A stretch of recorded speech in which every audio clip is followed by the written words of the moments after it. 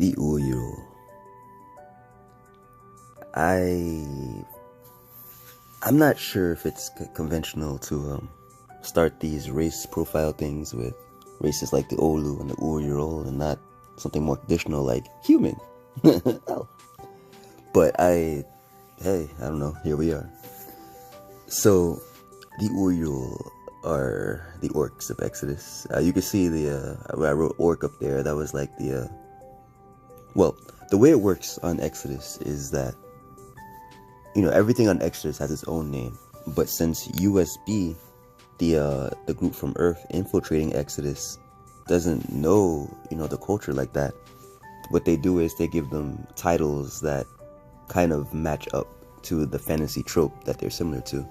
In which case, the Uruls are very similar to our version of orcs. The tusks, the ears, the color of the skin, it's all very orc-like. And even their kind of general demeanor, that kind of grunting hard, like that strength, that violence about them, it's still there. Like, that's orc, and the Urul are like that. You'll see in this image that the main Urul on display has a necklace of different ears and another necklace of teeth. And they've got like heads strapped to the sides of their bodies, and like their armor is made from essentially like mixes of metal and bone. And the reason why bone is still a useful thing is because there are a lot of creatures on Exodus with bones that are, tougher than a lot of metals, a lot of steel. And that's not too far off from our actual biology. Bone, as a biological material, is a very powerful, very hard substance. Like, if I'm not mistaken, I read an article once that a human could get caught up in a tornado and yeeted, like tossed dumb far and still survive, or at least not break any bones, because that's just how powerful our bones are. Which makes it ironic when we like trip over and like break our ankles and our feet, but whatever. Anyway, the Urul, especially when it comes to bones, have very, very thick and powerful bones and musculature structure, which as a result makes them a little bit on the slower and less flexible side, but their power is exponential. In fact, Urul are more powerful than their bodies should seem capable of. Kind of comparable to maybe insects, where an ant can lift several times its own body weight.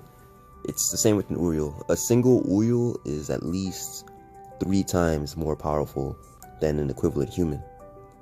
Though, to be fair, Urul's body types, they generally range around like 6 to 8 or 9 feet or something like that, and they can weigh up to about 600 pounds, so like a quarter ton. They're big. They're big and strong. But some of the more unique features of their biology has to do with their digestive system and their ability to, I'm trying to think of the word. They can consume, an Urul can consume anything. Their digestive system is essentially indestructible. And if they say like every race has magic and uses it in a unique kind of way, for the Urul it's something like that. It's not specifically just they have magical bellies, like but they can literally consume anything. They can eat poison, they can eat fire, they can eat bombs, they can eat swords, they can even store these things inside their bodies and like regurgitate them later. So an Urul can literally eat a blade or eat a weapon and walk into some place where there's no weapons allowed, and yeah. However, some tribes have taken this trait. In fact, many tribes have taken this trait and have utilized it in very powerful ways, so much so that it ends up defining the clan itself. For example, there is a group of Urul called the Sun Screamers, and the reason why they're called that is because they essentially eat these glowing magma bomb-like things, and can roar out flames as a result. And even though, their internal structure, like their stomachs and internal systems are indestructible, that doesn't make their entire bodies indestructible.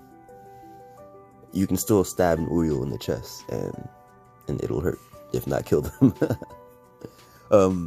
When it comes to killing them, when an Urul is pushed to near death, they have this, essentially a Hulk-like rage.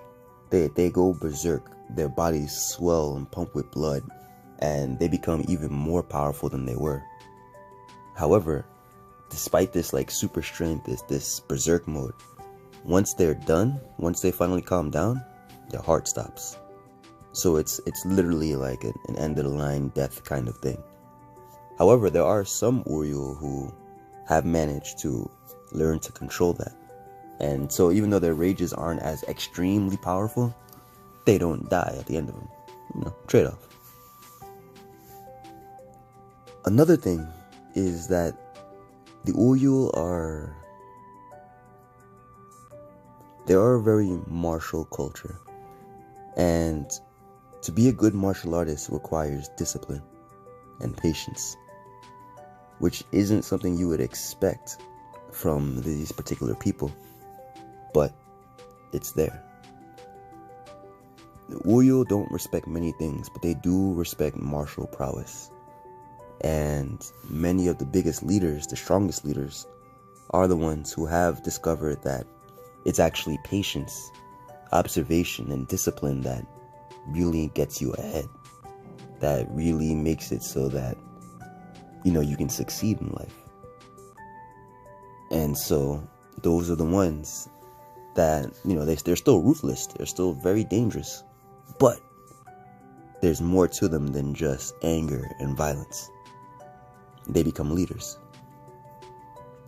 Now, that being said, the Urul are so focused, so hyper-focused on combat and war that they lack in other aspects of life.